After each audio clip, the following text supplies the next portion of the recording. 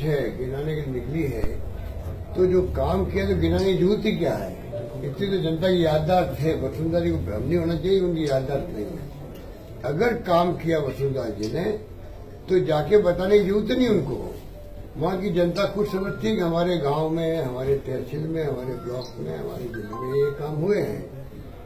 पर ये जो तरीका अपनाया इन्होंने फिजूल खर्ची का, इसको लेकर हमें ऐतराज है। आप प्रधानमंत्री जी को बुला रहे हो, बेनिफिशियरी को बुला रहे हो, बसों के अंदर कलेक्टर के थ्रू सारे खर्चे हो रहे हैं, करोड़ों रुपए खर्च कर रहे हो बिना मतलब के, और महामहिम राज्यपाल महोदय बैठे हुए हैं, उनकी प्रेजेंस में वो मीटिंग बीजेपी के प्लेटफॉर्म की तरह मीटिंग हुई, आम सभा की तरह मीटिंग हुई है।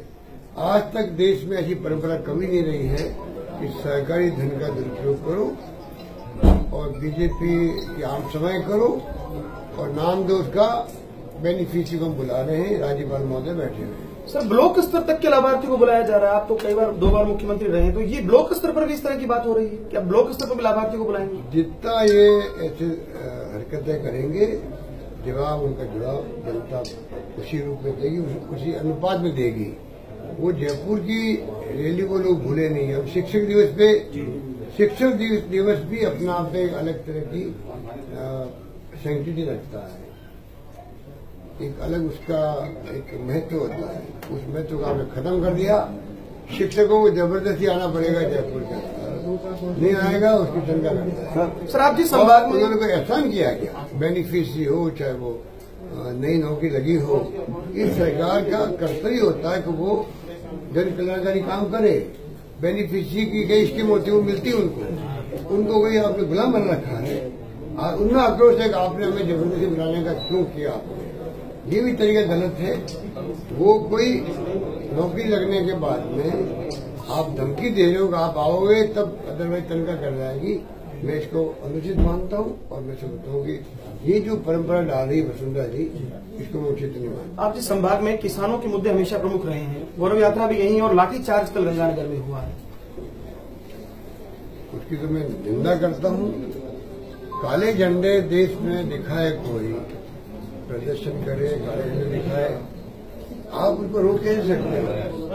आजादी के बाद में आज तक कांग्रेस की सरकार रही है, मुख्यमंत्रियों को, प्रधानमंत्रियों को, मंत्रियों को काले झंडे दिखाए गए हैं। किसी ने माइंड नहीं किया है, किसी ने अरेस्ट नहीं करवाया है।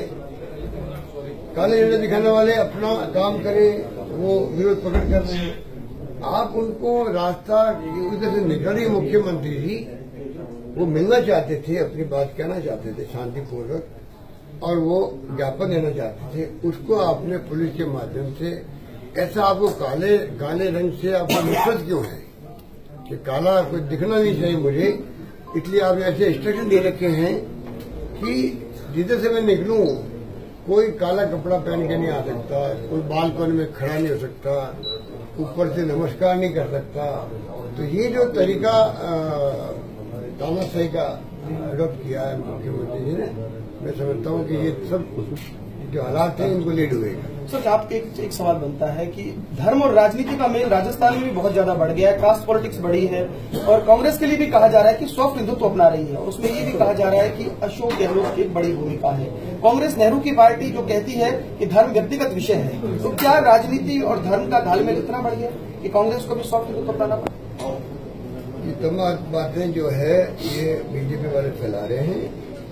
कांग्रेस तो अपने असूलों पर, सिद्धांतों पर, नीतियों पर, कार्यक्रमों पर अटल है, अटल रहेगी। कांग्रेस की पहचान इसी के अंदर है कि जो आज देश को एक रखा है, अखंड रखा है। 70 साल की आजादी के बावजूद भी इंदिरा गांधी ने अपनी जान दे दी, राजीव गांधी जी शहीद हो गए, और देश की एकता पे, अखंडता पे आंच नहीं आई है। वही रास्ता कांग्रेस आगे अपनाएगी। और ये चाहे चुनाव आते आते चाहते हैं कि इन्होंने कुछ काम किया नहीं, धोखा दिया देश को, अच्छे दिन आएंगे, इंतजार करें लोग, ब्लैक मनी लेके आएंगे, 2 करोड़ लोगों को रोजगार देंगे। 1 रुपया ब्लैक मनी का नहीं आया, 1 रुपया नहीं आया। तो इनकी पोल खुल चुकी है। वापस चुनाव आते आते ये धार्मिक ध्रुवीकरण करने का षड्यंत्र कर रहे हैं। उसमें कांग्रेस से कोई एहसास है, देशवासियों का एहसास हो गया है, कि आज किसान दुखी है, युवा दुखी है, दलित दुखी है, ओबीसी वाले दुखी हैं, आदिवासी दुखी है। कौन सा वर्ग इनसे खुश है? आपने सवर्ण का नाम नहीं लिया सर, बहुत बड़ा मूवमेंट हो रहा है। जाति का जहर इतना जाति का जहर इतना बढ़ गया आज की डेट में कि समाज में 2 तबकों में 3 टुकड़ों में बटा हुआ है। स्वर्ण तो आम जो देश है वो स्वर्ण और सबको मिला के बनता है। ये जो भेदभाव करते हैं, स्वर्ण को अलग करते हैं, दूसरों को अलग करते हैं, ये इनकी चाल है। ये जो स्वर्ण का मुद्दा हमारे लिए तो जो बीजेपी ने पूरा आरोप कांग्रेस ने बोल रहे हैं।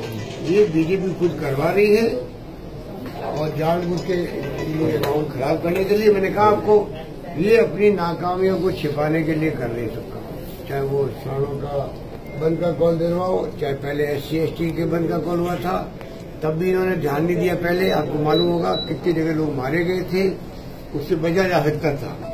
अगर ये इनकी नीयत साफ होती तो आंदोलन लोगों को होता ही नहीं।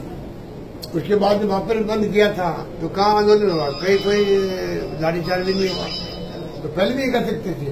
इनकी फितरत में है कि जातियों लड़ो आपस के अंदर, और उसके साथ में आप धर्म के नाम पर राजनीति करो। एक तरफ तो बात करते, हिंदू की बात करते हैं, हिंदू एकता की बात करते हैं, तो क्या SC/ST के लोग हिंदू नहीं है क्या? तो आप क्यों लड़वा रहे हो SC/ST को, जनरल कास्ट को? सबको साथ मिला के चलो, तब जाके देश की तरक्की होगी। सर, आखिरी सवाल, गुजरात में CM फीस नहीं होने का नुकसान हुआ, तो आपको नहीं लगता राजस्थान